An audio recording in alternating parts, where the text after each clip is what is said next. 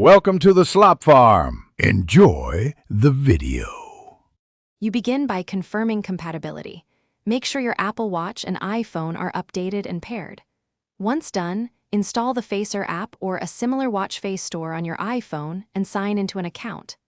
Next, open the Apple Watch app and grant permissions. This allows Facer to push faces.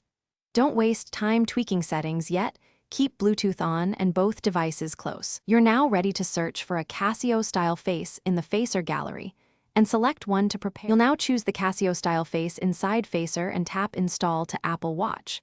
While installing, customize complications so analog hands, digital subdisplay, and UTC or timer show what you need. This recreates the Casio look and function.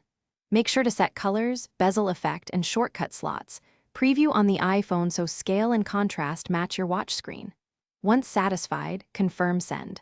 Let the app push the face. The Apple Watch app will display it under My Faces when complete.